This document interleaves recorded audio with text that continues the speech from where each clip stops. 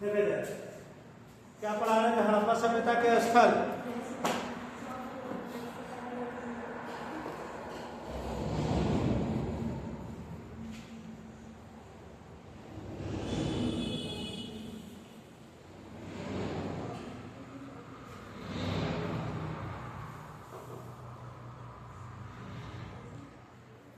नगर योजना पढ़ा है?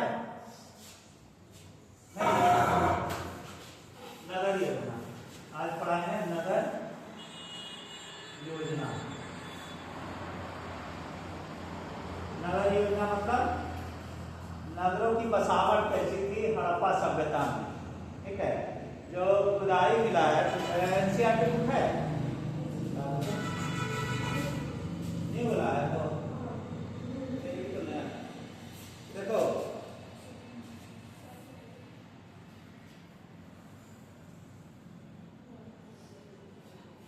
देखो ये जो है ना, ये है तुम्हारा जलाशय, धौलावीरा में मिला जलाशय, ये है। देखो इस तरह से नगरीय डिजाइन किया हुआ, देखो ये मकान। ठीक है, ये खुदाई में इसी तरह से मिला है। इस तरह से नगर बसाए जाते थे, इस तरह से। ये बर्तन वगैरह मिला है, ये दर्पण है चेहरा देखने वाला, ये सब क्या है? आभूषण है, ये मूर्ति है, ये बर्तन है, ये सब। और यहाँ पे कहाँ पे हड़प्पा सभ्यता ये दिखाया गया है। ये देखो मोहरे हैं। इसी तरह से लिपि हुआ करती है, चित्रात्मक लिपि जो होता है ना, बताया था ना, चित्र के द्वारा लिपि बताया जाना, वही चित्रात्मक है।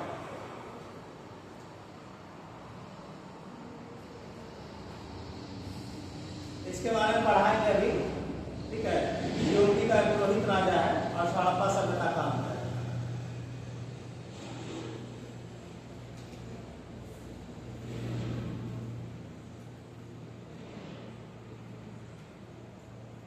देखो ये सब मूर्तियां हैं, मातृ देवी।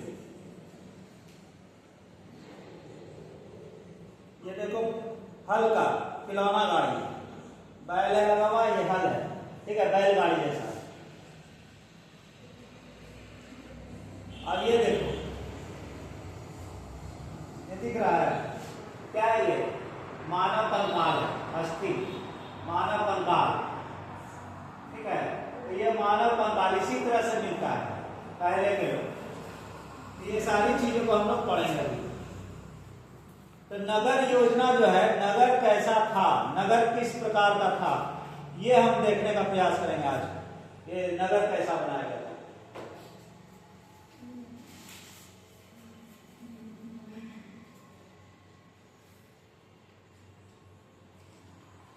देखो इसकी विशेषताएं है। सबसे पहले हम लोग देखेंगे इसकी विशेषताएं। नगर, नगर का स्वरूप, नगर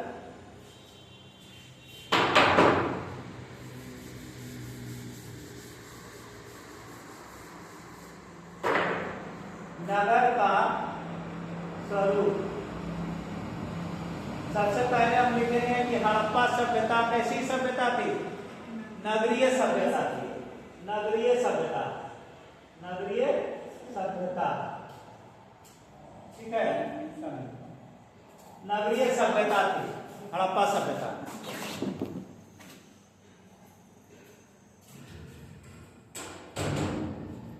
हिलाना नहीं। हड़प्पा सभ्यता नगरीय सभ्यता थी। यहाँ जो खुदाई में मिला है, जो साक्ष्य मिला है, जो हमें अभिलेख मिला है, जो साक्ष्य मिला है, वो दो तरह का साक्ष्य मिला है। पहला है पूर्वी, कहा गया है पूर्वी टीला और पश्चिमी टीला। पूर्वी टीला और पश्चिमी टीला। पूर्वी टीला ऊंचाई पर स्थित होता था, पश्चिमी टीला नीचे स्थान पर। और पूर्वी टीला जो है ये थोड़ा छोटा होता था, लेकिन पश्चिमी टीला बड़ा आकार में होता था। इससे यह अनुमान लगाया जाता है कि हड़प्पा सभ्यता में ऊंचाई पर जो अधिकारी वर्ग थे, इनका घर होता था, अधिकारियों का घर, और बाकी जो आम जन थे, आम जन, उनका पश्चिमी टीला में उनका घर हुआ करता था। ठीक है। और इसके बाद में और भी बहुत सारी चीजें हैं, जैसे सड़कें, सड़कें, सड़क कैसा था? सड़क ग्रिड पद्धति पर आधारित था। सड़क जो है ये ग्रिड पद्धति, ग्रिड पद्धति, या कहे जालीनुमा, जालीनुमा, जालीनुमा, और एक दूसरे को समकोण पर काटती थी, समकोण।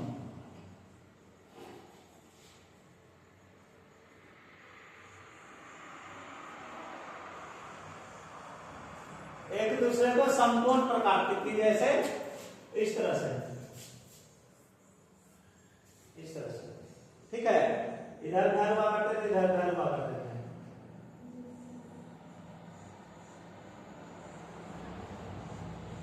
ठीक। सड़कें एक दूसरे को समकोण पर काटती थी, और सड़कें जो है, सड़क के किनारे क्या होता था? नालियां बनी होती थी, नालियां, ताकि घर का गंदा पानी जो है वह आराम से नालियों में बह सके। ठीक है। और दूसरी चीज है, जो घर, सड़क के किनारे घर होते थे, घर, वो घर कैसा था? घर का जो मुख्य दरवाजा था वो सड़क की ओर ना खुल करके बगल की गली में खुलता था। ठीक है। जैसे ये घर है, ये सड़क है, ठीक है, ये सड़क है, और यहाँ से एक गली अंदर गया, पतली ऐसी गली होती थी, और इसका दरवाजा इधर की ओर ना खुल करके इधर की ओर खुलती थी। ठीक। सड़कें एक दूसरे को समकोण पे काटती थी, और लिखा है कि मुख्य सड़क जो है वह ज्यादा चौड़ी होती थी और गलियां उससे पतली होती थी, सकरी होती थी। जाल पद्धति के आधार पर नगर नियोजन होने के कारण सड़कें एक दूसरे को समकोण पर काटती थी, जिसे नगर कई खंडों में विभाजित हो जाता था। इस पद्धति को ऑक्सफोर्ड सर्कस का नाम दिया गया। ऑक्सफोर्ड सर्कस मतलब क्या होता है? ऑक्सफोर्ड सर्कस मतलब होता है, जैसे एक सड़क ये है, ठीक है, मेन सड़क, और यहाँ एक, यहाँ एक, यहाँ और एक यहाँ। ठीक है। ये भी सड़क है, ये भी सड़क है। ठीक है। अब इसके किनारे किनारे घर है।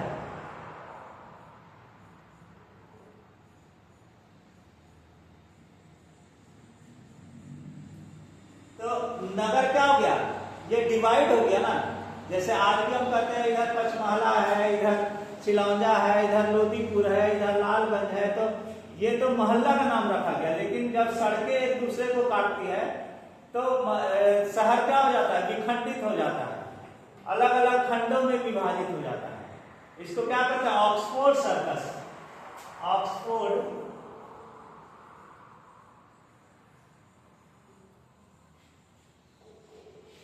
सर्कस पद्धति, ऑक्सफोर्ड सर्कस पद्धति कहते हैं इसको। फिर कहता है सड़कें मिट्टी की बनी थी, इसकी सफाई की समुचित व्यवस्था थी, गलियां भी खुली और चौड़ी थी। कूड़ा इकट्ठा करने हेतु तो एक अंतराल पर गड्ढे खोदे जाते थे और कूड़ेदान रखे जाते थे। सड़कें जो है वह मिट्टी की बनी होती थी, और जगह जगह पर कूड़ा फेंकने के लिए या रखने के लिए कूड़ादान बना होता था। ये दोनों किनारे, मोहनजोदड़ो की एक सड़क दोनों किनारों पर चबूतरी के बने होने का साक्ष्य मिला है। मोहनजोदड़ो में सड़क के दोनों तरफ चबूतरा बना हुआ था बैठने के लिए। संभवतः इन चबूतरों पर बैठकर दुकानदार वस्तुओं की बिक्री करते होंगे। हमलावरों से सुरक्षा के लिए नगर के चारों ओर खाइयां थी। एक और चीज है, जैसे ये नगर है, तो नगर के चारों ओर क्या किया था? ये खाई कर दिया था, खाई, गड्ढा खोद के रखा हुआ था इसके चारों ओर। क्यों? क्योंकि हमलावर हमला ना कर सके, गड्ढा में जा करके, गड्ढे से जा, यहाँ हमलावर डायरेक्ट हमला ना कर सके। ये दुर्गीकृत होती थी, दुर्गीकृत भी कहते हैं, प्राचीर से घिरा होता था। कहीं कहीं दीवार मिला है नगर को घेरे हुए, ऊंचा ऊंचा दीवार, और केवल 2 ही दरवाजा होता था नगर में घुसने के लिए, या गड्ढे खोद दिए जाते थे ताकि बाहर से हमलावर ना आ सके शहर के चारों तरफ। ठीक है, ये सड़क हो गया। अब दूसरी चीज है जल निकास प्रणाली।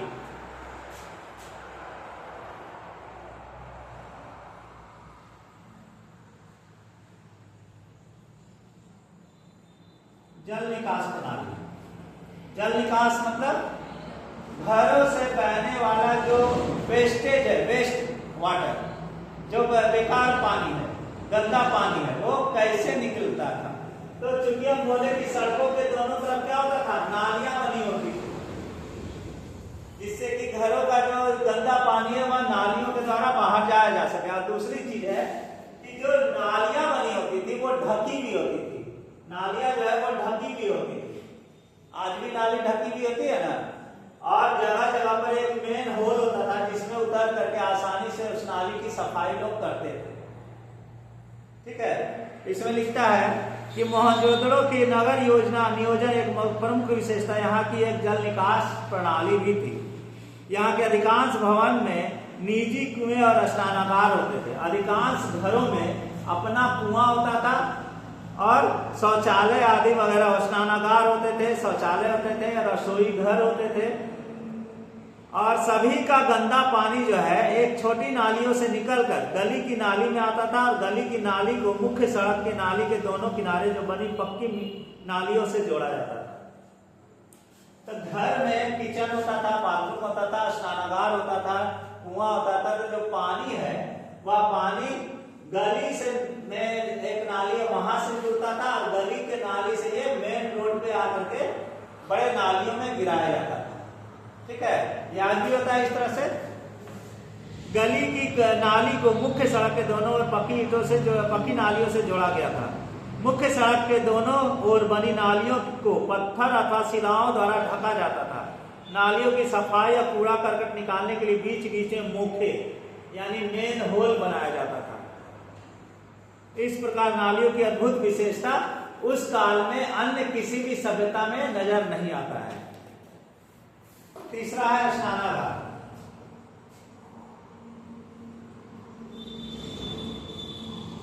स्नानागार स्नानागार के बारे में कहता है कि मोहनजोदड़ो में एक विशाल स्नानागार मिला है। मोहनजोदड़ो में एक विशाल स्नानागार मिला है और यहाँ के विशाल दुर्ग में स्थित विशाल स्नानागार यह 39 फुट लंबा और 23 फुट चौड़ा और 8 फुट गहरा था।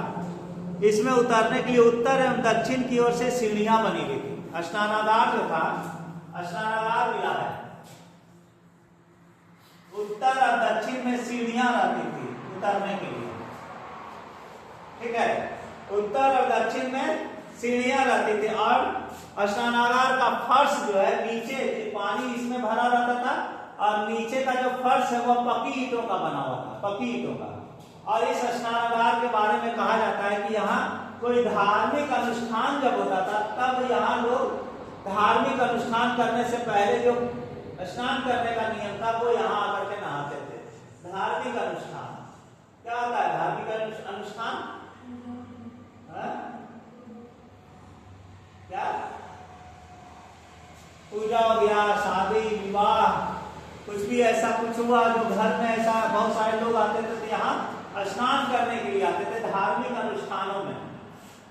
ठीक है, धार्मिक अनुष्ठानों में स्नानागार के चारों ओर कमरे बनाए गए थे। कमरे, स्नानागार के चारों तरफ जो है कमरे होते थे कपड़ा बदलने के लिए, वस्त्र बदलने के लिए।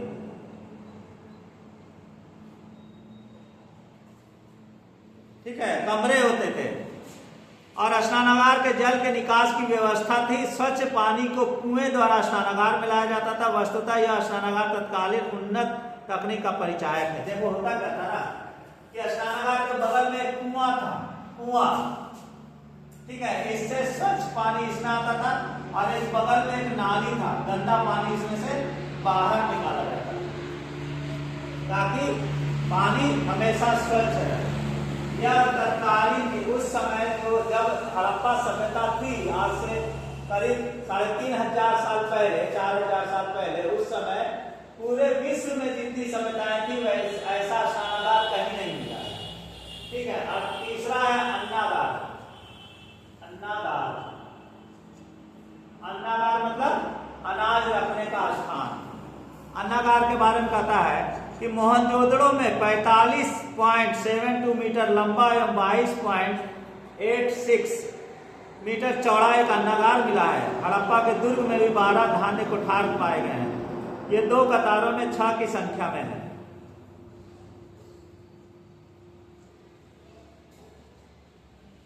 देखो क्या होता था ना कि हड़प्पा में और मोहनजोदड़ो, हड़प्पा और मोहनजोदड़ो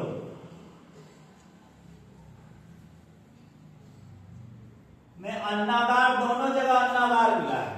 दोनों जगह अन्नागार का मतलब क्या होता है? अनाज रखने की व्यवस्था बड़े पैमाने पर।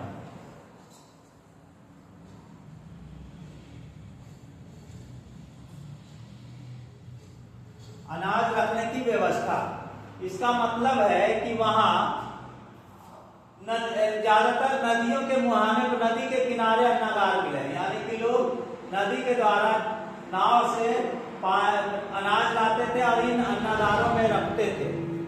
हो सकता है टैक्स के रूप में भी रखते हो, राजा को टैक्स देते हो, अनाज टैक्स देते हो, ठीक है। ऐसे हड़प्पा सभ्यता के कहीं भी किसी भी स्थल से राजा या राजमहल का कोई साक्ष्य नहीं मिला है जिससे हम ये अनुमान लगा सकें कि उस वक्त का शासन व्यवस्था जो है वो राजतंत्र था कि कैसा था।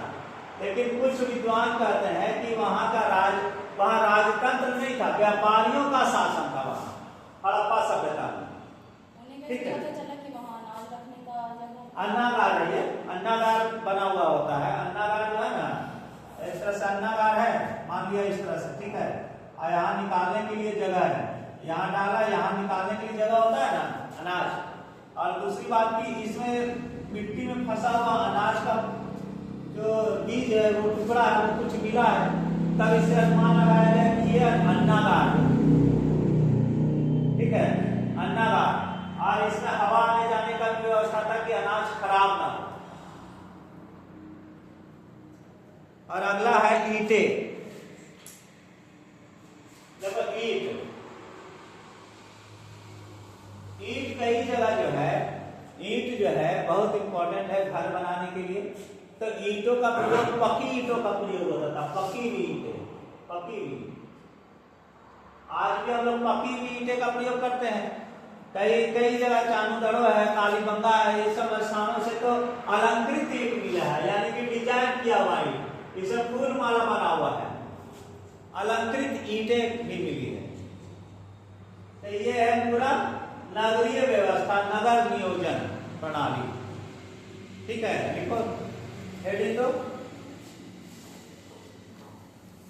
क्या हुआ, पॉकेट में रख के हाथ गर्म हो गया।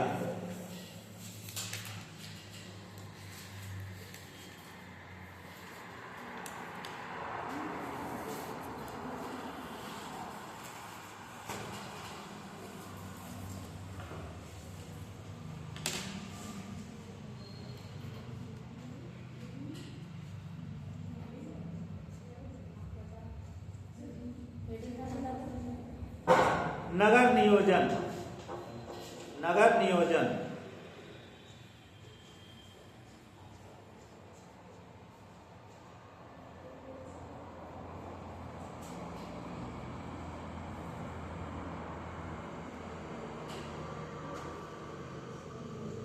देखो, हड़प्पा सभ्यता की सबसे प्रमुख विशेषता, हड़प्पा सभ्यता की सबसे प्रमुख विशेषता, हड़प्पा सभ्यता की सबसे प्रमुख विशेषता,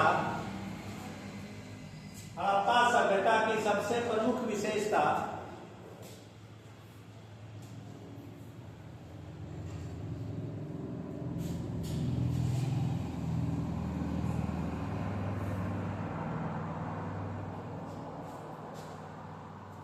हड़प्पा सभ्यता की सबसे प्रमुख विशेषता यहाँ की नगर नियोजन है, यहाँ की नगर नियोजन है, यहाँ की नगर नियोजन है।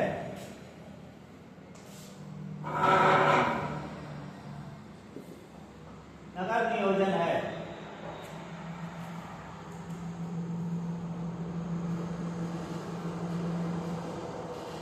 हड़प्पा सभ्यता एक नगरीय सभ्यता थी। हड़प्पा सभ्यता एक नगरीय सभ्यता थी। हड़प्पा सभ्यता एक नगरीय सभ्यता थी।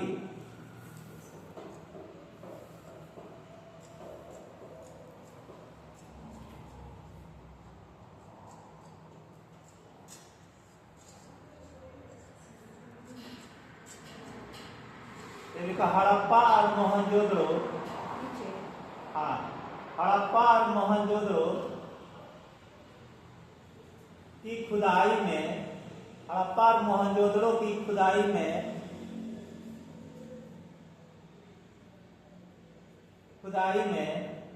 पूर्व तथा पश्चिम में 2 टीले मिले हैं। पूर्व तथा पश्चिम में 2 टीले मिले हैं।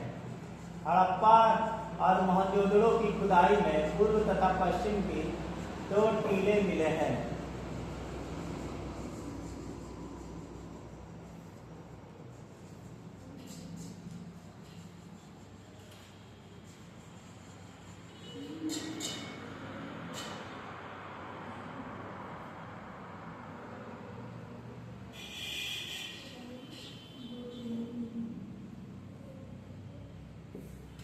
देखो पश्चिमी टीला दुर्गीकृत होता था।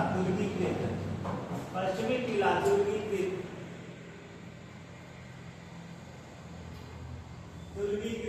पश्चिमी टीला दुर्गीकृत था।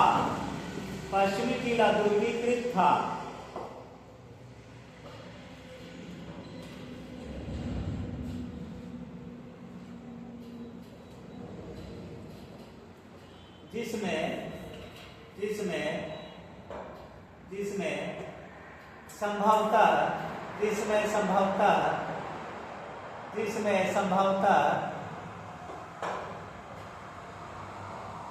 जिसमें संभवतः अधिकारी वर्ग रहते थे। अधिकारी वर्ग,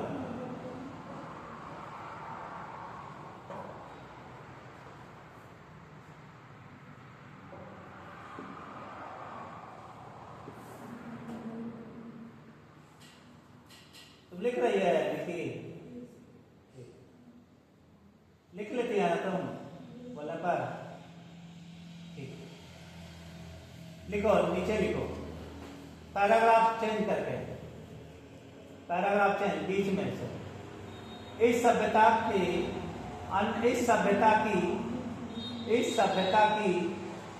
अन्य विशेषताएं निम्नलिखित थी। इस सभ्यता की अन्य विशेषताएं निम्नलिखित थी। इस सभ्यता की अन्य विशेषताएं निम्नलिखित थी।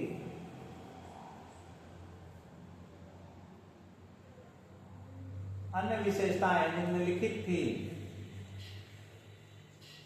नीचे लिखो, सड़क व्यवस्था। शॉर्ट में सब लिखवा देते हैं थोड़ा थोड़ा।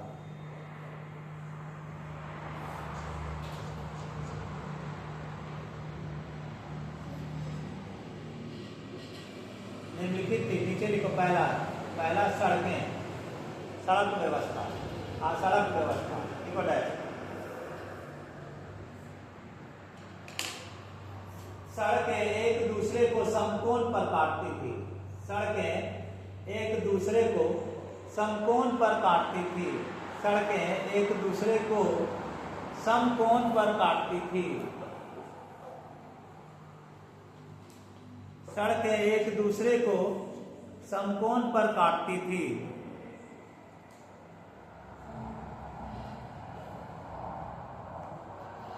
जिन्हें ग्रिड पद्धति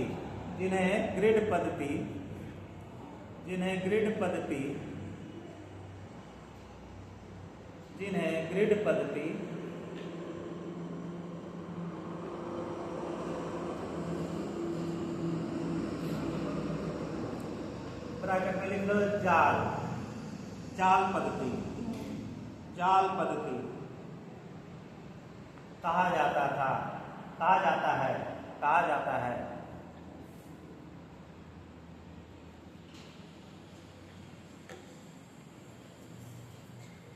ये लिखो, सड़कों की सफाई के लिए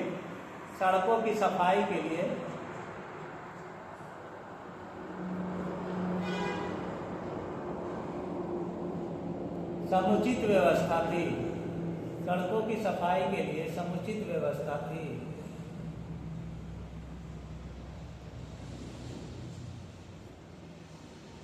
सड़कों की सफाई के लिए समुचित व्यवस्था थी। जगह जगह पर कूड़ादान रखा हुआ था।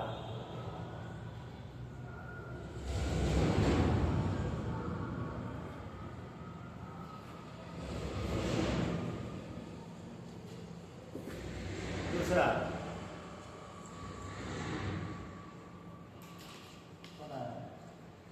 कौन है इधर आ।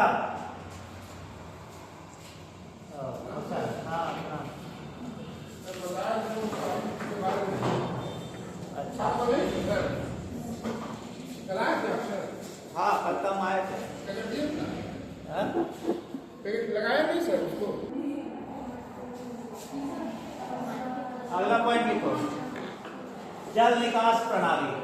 जल निकास प्रणाली, अगला पॉइंट लिखो, जल निकास प्रणाली। अगला पॉइंट लिखो,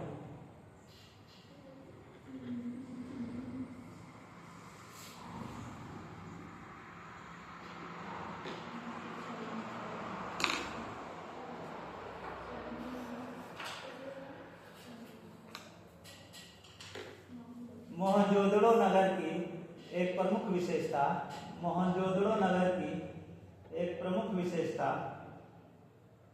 यहाँ की जल निकास प्रणाली थी। मोहनजोदड़ो नगर की एक प्रमुख विशेषता जल निकास प्रणाली थी।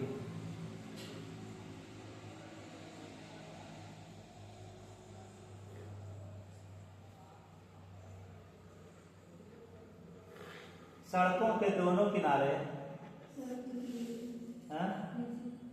मोहनजोदड़ो नगर की प्रमुख विशेषता जल निकास प्रणाली थी।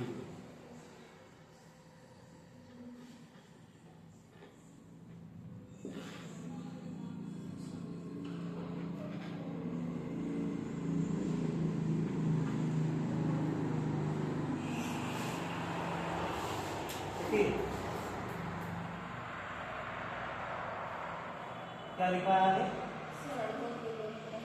हाँ, सड़कों के दोनों तरफ नालियां बनी होती थी।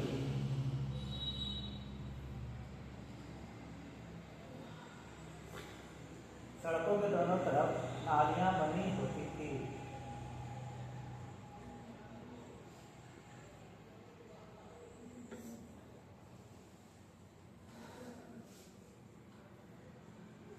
ये नालियां ढकी हुई होती थी। ये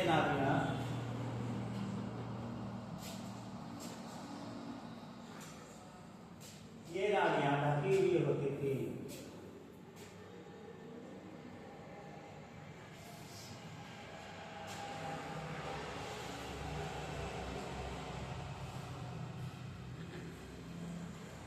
जिसमें घरों के गंदे पानी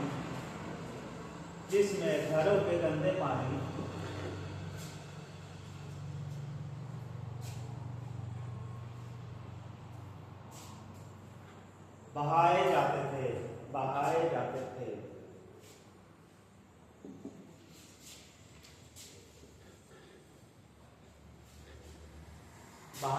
थे।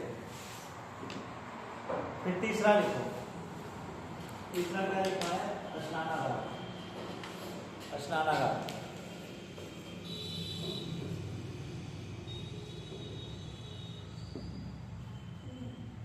मोहनजोदड़ो की प्रमुख विशेषता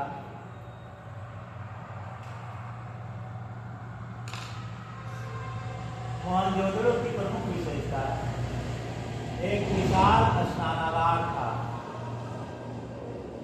मोहनजोदड़ो की प्रमुख विशेषता एक विशाल स्नानागार था। विशाल स्नानागार था।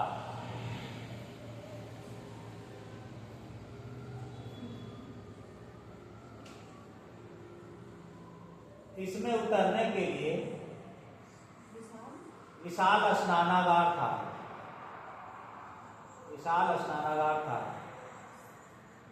इसमें उतरने के लिए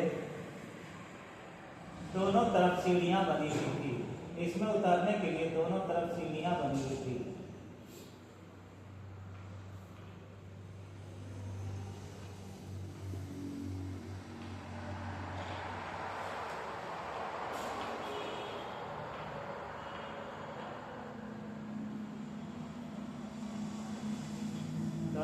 श्रेणियां बनी हुई थी।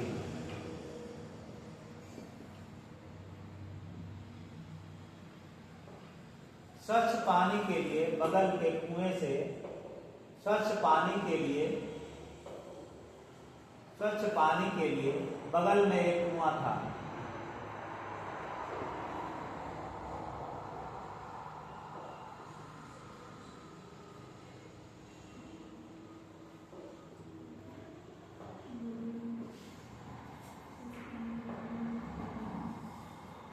अगला पॉइंट लिखो, अगला नंबर, अगला है अन्नागार।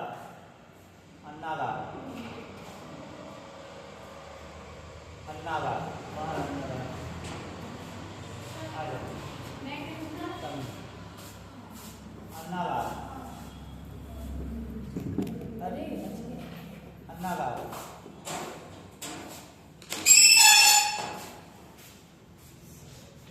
अन्नागार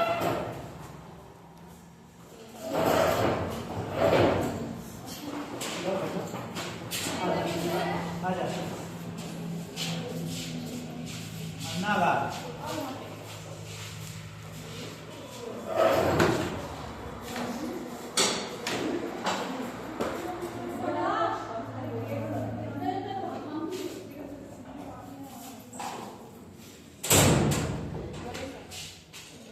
अन्नागार लिख करके टाइप करो, लिखो इसमें हड़प्पा और मोहनजोदड़ो में अन्नागार के साक्ष्य मिले हैं। हड़प्पा और मोहनजोदड़ो में अन्नागार के साक्ष्य मिले हैं।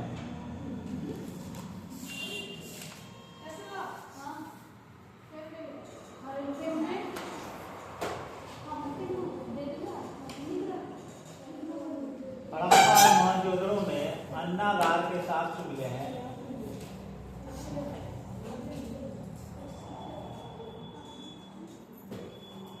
अन्नागार के साक्ष्य मिले हैं जिसमें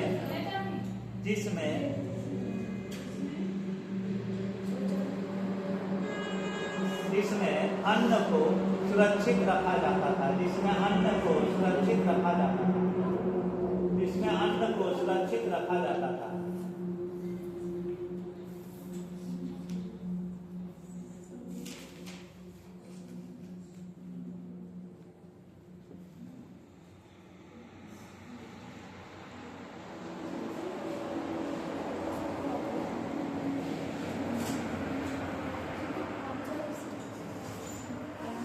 अब अगला पॉइंट लिखो, ईंटे। ईंटे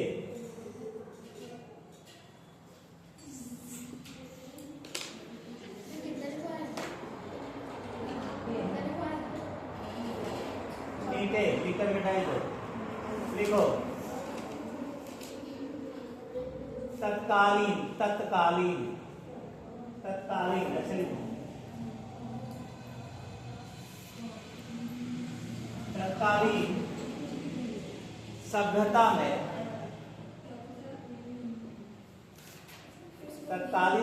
में पकी हुई ईंटों का प्रयोग तत्कालीन सभ्यता में पकी हुई ईंटों का प्रयोग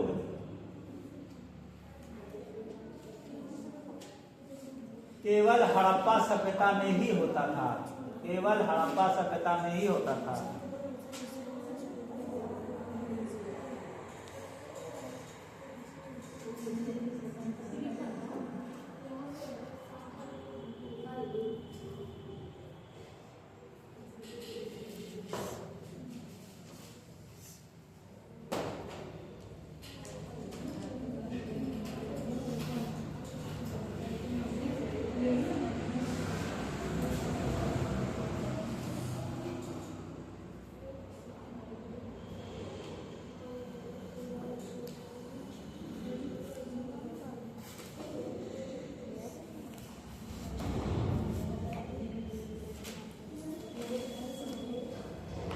ठीक है, रहने दें यहाँ।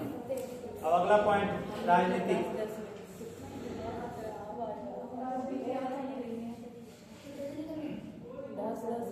हो गया, खत्म हो गया। ठीक है,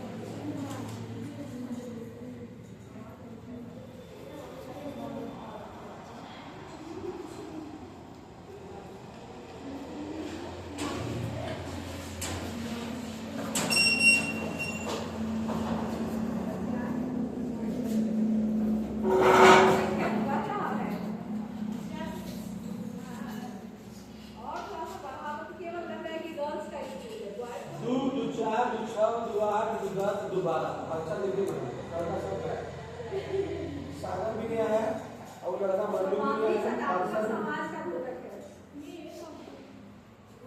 अगर 20 बच्चा है तो कल क्या बोलेगा कुछ बोला अरे डरो क्यों जो बोला बोलो मैडम से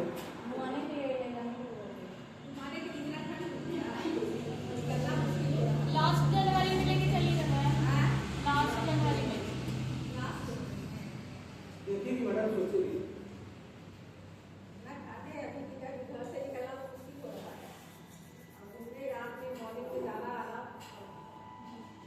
अभी देख रही है बाहर में इतना कुआसा छाया हुआ है गाड़ी नहीं चल पा रही है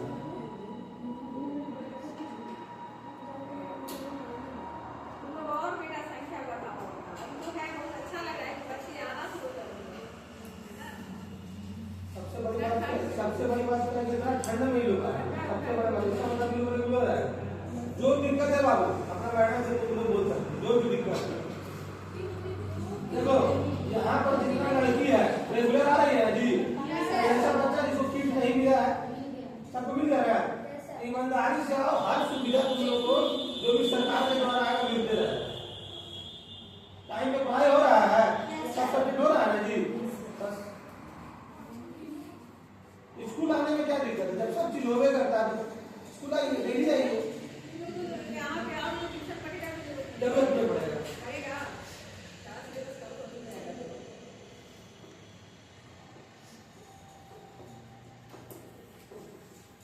11 से हम लोग 12 में चल जा रहे हैं बस कुछ दिन का मेहमान है ना बाबू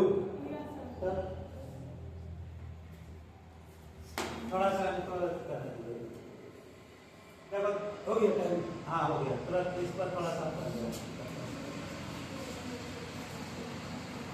देखो सर हड़प्पा सभ्यता में अभी तक हम लोग पढ़े नगर नियोजन ठीक है अब हम लोग पढ़ेंगे राजनीतिक जीवन कैसा था राजनीतिक जीवन ठीक है राजनीतिक जीवन का मतलब कि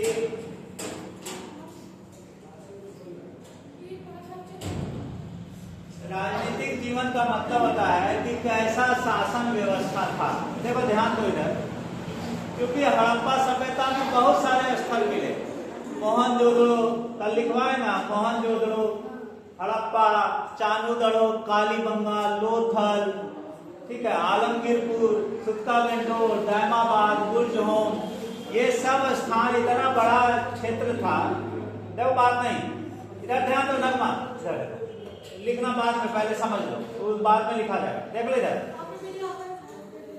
क्या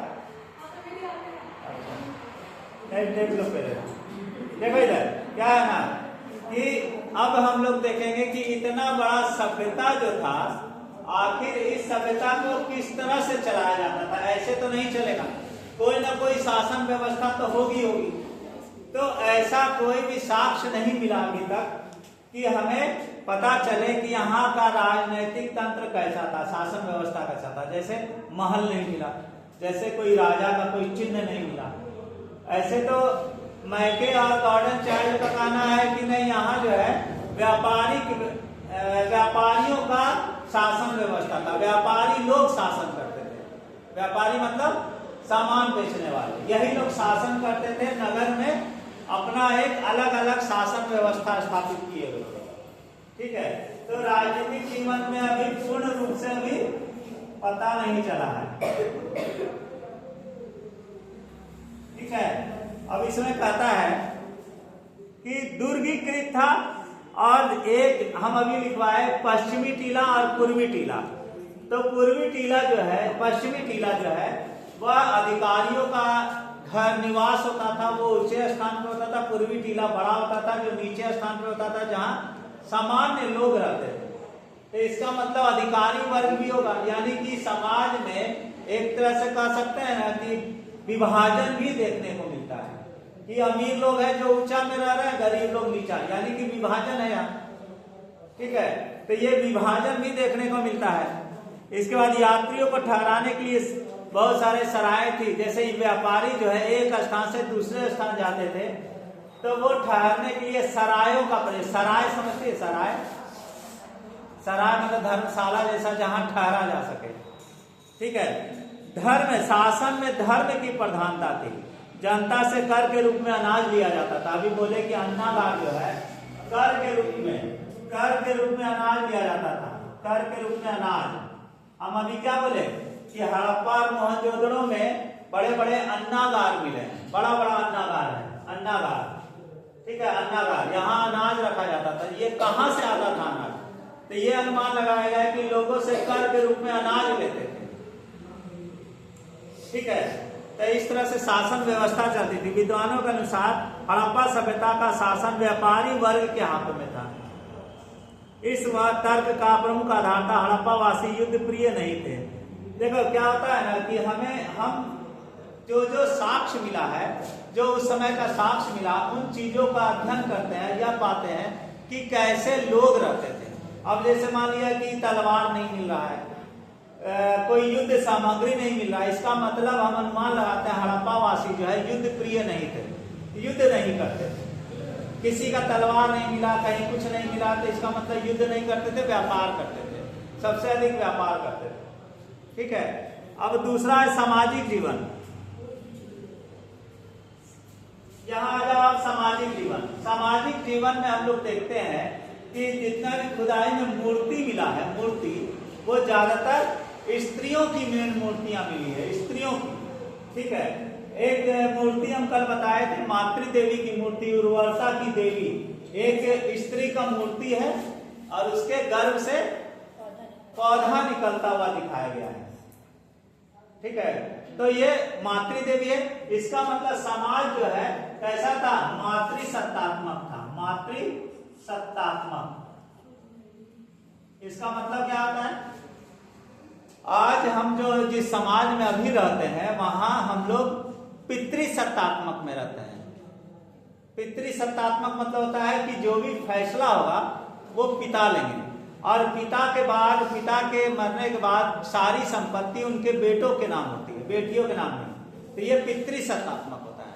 लेकिन उस समय जो है ज्यादातर मूर्तियां स्त्रियों की मिली है, इसलिए इस समय जो है मातृसत्तात्मक समाज था। माता का यानी कि संपत्ति जो है वह माता के नाम पे होती थी, उसके बाद उसकी पुत्रियों के नाम पे होती थी। तो ये मातृसत्तात्मक समाज था। क्यों? कैसे हम अनुमान लगाते हैं कि बहुत सारी स्त्रियों की मूर्तियां मिली है, लोग देवियों की पूजा करते होंगे, उर्वरता की देवी की पूजा किया जाता था, ठीक है। तो इस तरह से और कहता है, देखो, हाँ ये हो गया। और मातृसत्तात्मक था। और हड़प्पा वासी के लोग शाकाहारी या मांसाहारी दोनों प्रकार के भोजन करते थे। खुदाई से प्राप्त सुइयों का अवशेष संकेत देते कि ये लोग सिले हुए वस्त्र, सुई भी मिला है कहीं कहीं से, इसका मतलब सिला हुआ वस्त्र जो है ये लोग पहनते थे। केश विन्यास, कंघी भी मिला है कहीं कहीं से, कंघी मिला है, तो इसका मतलब ये केश, हाँ, झाड़ते थे, केश को बनाते थे, ठीक है। और स्त्री और पुरुष दोनों को आभूषण पहनने का शौक था। स्त्री और पुरुष दोनों आभूषण पहनते थे। पुरुष भी पहनते थे, कान में कुंडल, गला में हार वगैरह पहनते थे। पहले देखिए हो ना, राजा महाराजा पहनते थे, ठीक है।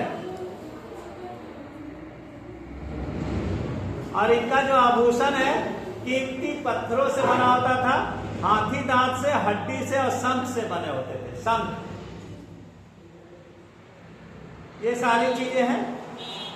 और धार्मिक जीवन, अब धार्मिक जीवन के बारे में बता रहे हैं। धार्मिक जीवन जो है, आर्थिक जीवन, आर्थिक जीवन में पहले धार्मिक जीवन क्या, धार्मिक जीवन में क्या है कि धार्मिक जीवन में धर्म कैसा था? धर्म जो है, चूंकि सबसे ज्यादा मूर्तियां मातृ देवी की मिली है, मातृ देवी की मिली है, इसलिए यहाँ माता की पूजा की जाती थी धर्म के रूप में। स्त्री, एक मूर्ति से, स्त्री के गर्भ से पौधा निकलता हुआ दिखाया गया जो कि धरती देवी की मूर्ति है। मैके महोदय ने कहा है कि मोहनजोदड़ो से प्राप्त एक 3 मुख वाला पुरुष योग मुद्रा में बैठा है, ठीक है। स्वास्तिक का, जो स्वास्तिक हम लोग अभी बनाते हैं, कैसे बनाते हैं? ऐसे उल्टा हो गया, हाँ?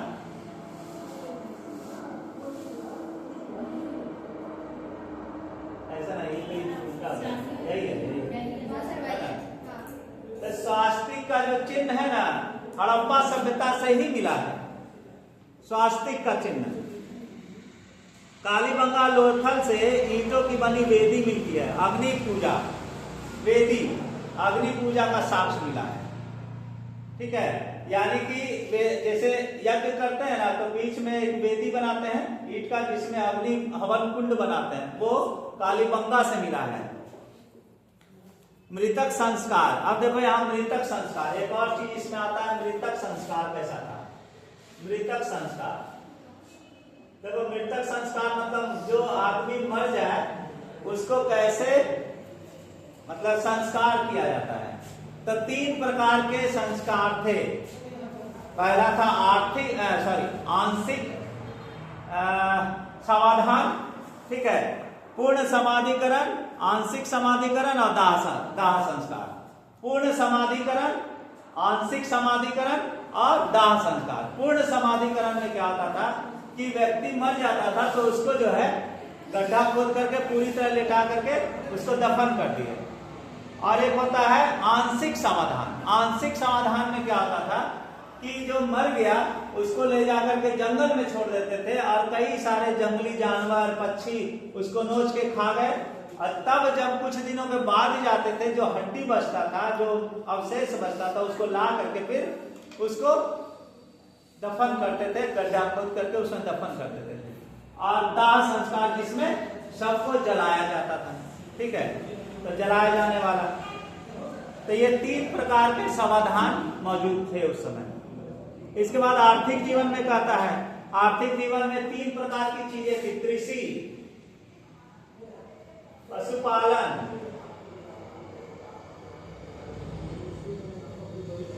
और व्यापार। 3 चीजें, कृषि, पशुपालन और व्यापार। कृषि का उन्हें ज्ञान हो चुका था, अनाज जो है वो उत्पादन करना सीख चुके थे। गेहूं का, चावल का, गेहूं का बहुत उसको 2 तरह की किस्मों का गेहूं का साक्ष्य मिला है, ठीक है। और एक और चीज है, सबसे पहले कपास का उत्पादन सिंधुवासी ने ही किया था, इसलिए कपास को सिंधन नाम से भी जानते हैं। सिंधन, सिंधन कपास, सबसे पहले पूरी दुनिया में कपास उगाने का श्रेय सिंधु वासियों को ही जाता था, इसीलिए इसे कपास को सिंधन भी कहते हैं। कपास सबसे पहले सिंधु वासी ही पूरे विश्व में कपास उगाना सीखे। पशुपालन और ये उद्योग व्यापार, इसको जो है कल हम लिखवा देंगे पूरा डिटेल। ये चारों चीज जो है कल हम डिटेल लिखवा देंगे, ठीक है।